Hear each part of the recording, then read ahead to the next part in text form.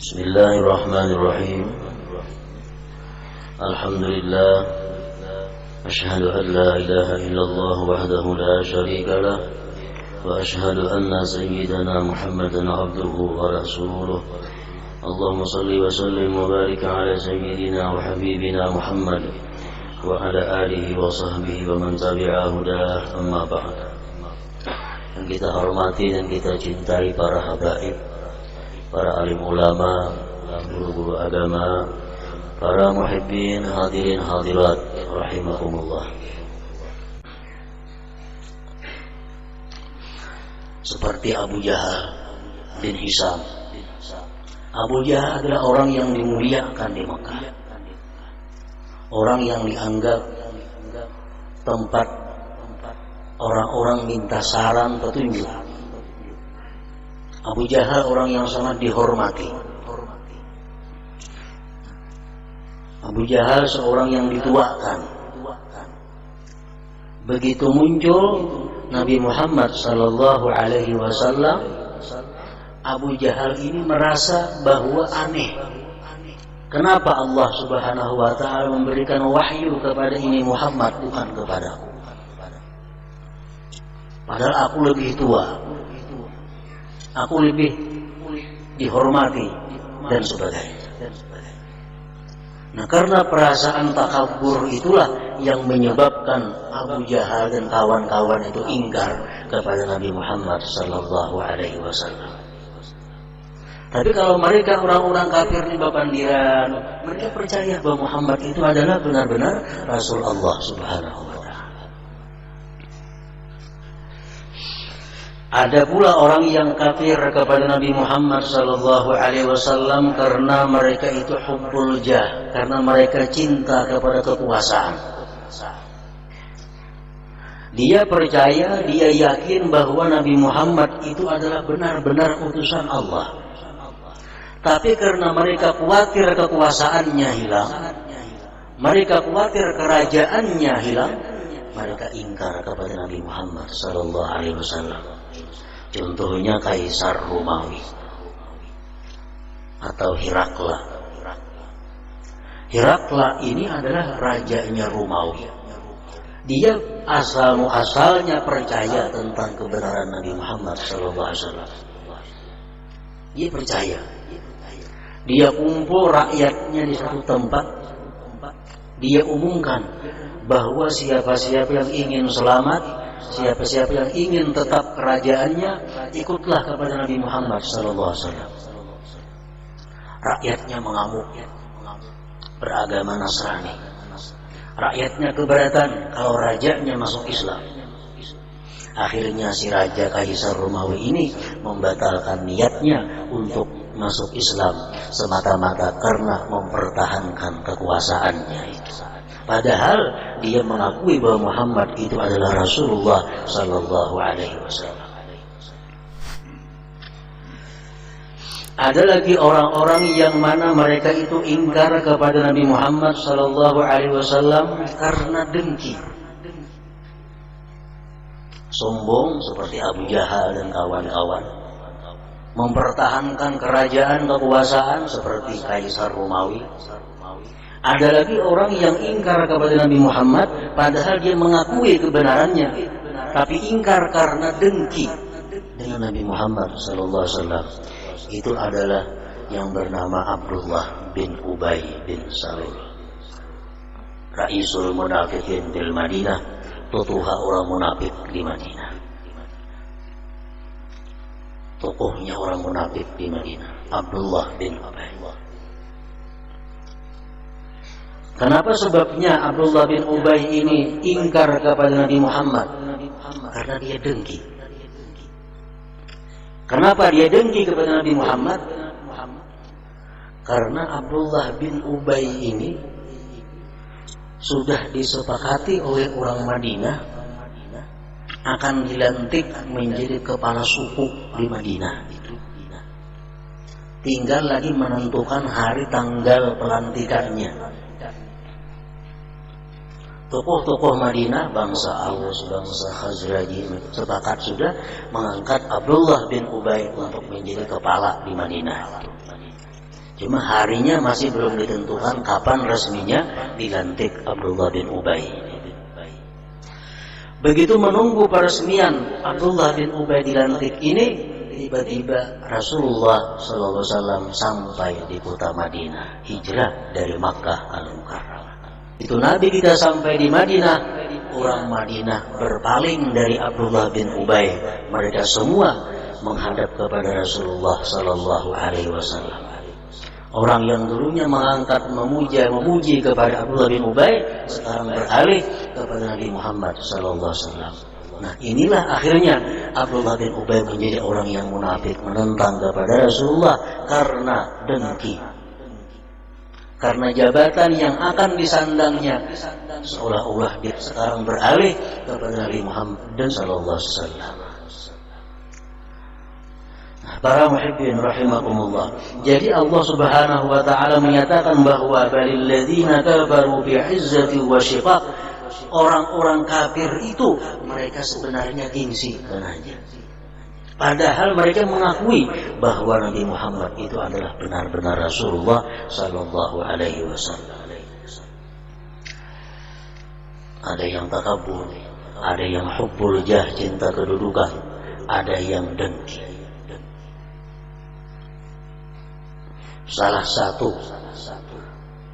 penyebab datangnya dengki itu kepada seseorang manusia, menurut Imam Al-Ghazali mengatakan adalah fautul maksud, keluputan yang dimaksud. Ini salah satu sebab seseorang itu timbul sifat dengki, keluputan yang dikehendaki. Seperti Abdullah bin Ubay tadi, hanya tinggal menentukan hari akan diangkat menjadi kepala suku Madinah. Datang Nabi kita, akhirnya orang Madinah beralih kepada Nabi kita. Lalu keluputan, hilang, gagal rencana-rencana. Itu penyebab utama datangnya sifat hasad ke dalam diri seseorang manusia. Contohnya lagi, satu kampung. Di kampung itu sebuah ada warung. Lalu kita hendak mengajak warung dengan harapan orang kampung semua minum ke warungku, belanja nukar macam-macam di warung di kiosku. Ajak warung. Tapi yang menajak warung, soalnya orang sana menajak juga warung dan apa di seorang. Otomatis kehilangan yang diangan-angan, kehilangan yang dicita-cita. Itu penyebab utama timbulnya hasad, dengki. Nah, para muhibbin rahimakumullah, mengenali dengki, mempelajari obatnya agar jangan dengki merupakan satu fardu ain bagi kita semua. Karena sifat dengki ini bisa datang kepada siapa juga pun. Al-Imam Al-Ghazali mengatakan bahwa termasuk fardu ain seseorang itu mempelajari, mengenali bagaimana asal-muasalnya itu dengki, bagaimana cara menghilangkannya dengki agar sifat itu bisa bersih daripada hati kita. Para muhibbin rahimakumullah.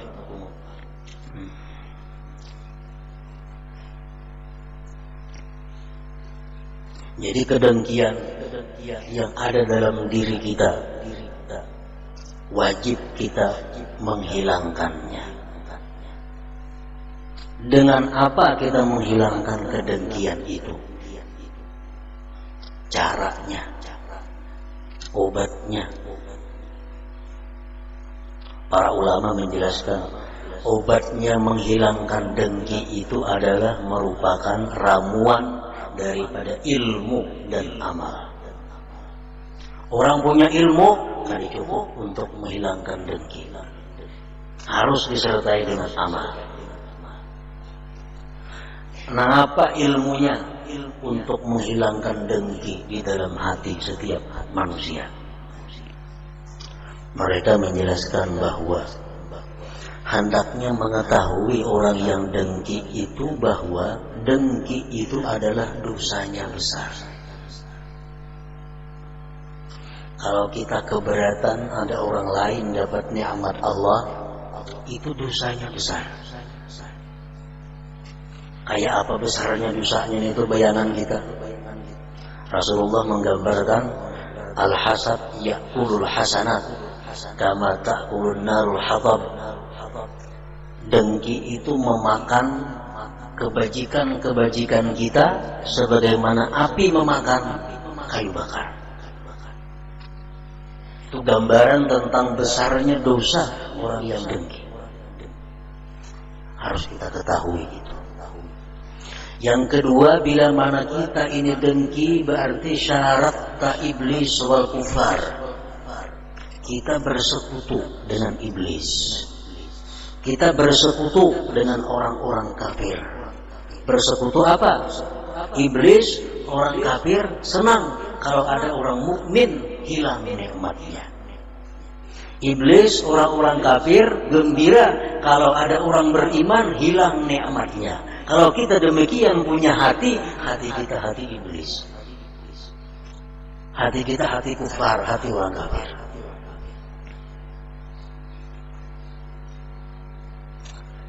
Nah kemudian lagi ilmunya bahwa kedengkian kita itu tidak membahayakan orang yang kita dengki.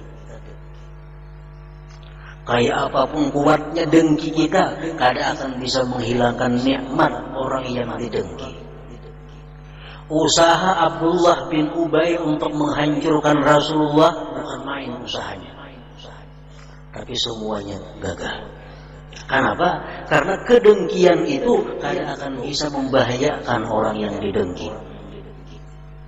Bahkan orang yang didengki itu dapat manfaat daripada kedengkian kita. Kita dengki dengan fulan untung kita rugi. Untungnya apa? Pertama, untungnya dia dapat pahala. Yang kedua, untungnya dia dapat simpati orang lain. Dia dapat simpati orang lain. Nah, itu ilmu untuk menghilangkan dengki. Dosanya gana, bakawan iblis, bakawan orang kafir, gunanya kadada nang didengki maka untung. Kalau kita punya ilmu itu aja kali cukup. Mesti ada amal praktiknya. Praktiknya apa?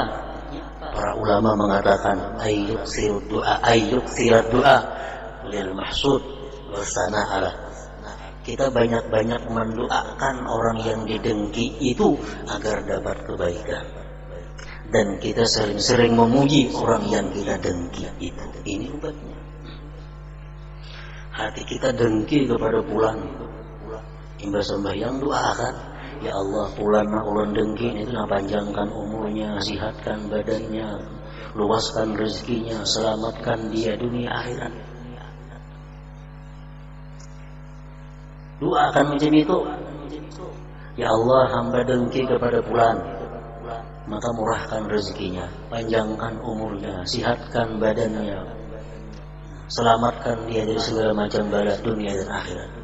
Seringkali berdoa seperti itu akan menghilangkan dengki kita dalam hati kepada fulan tersebut.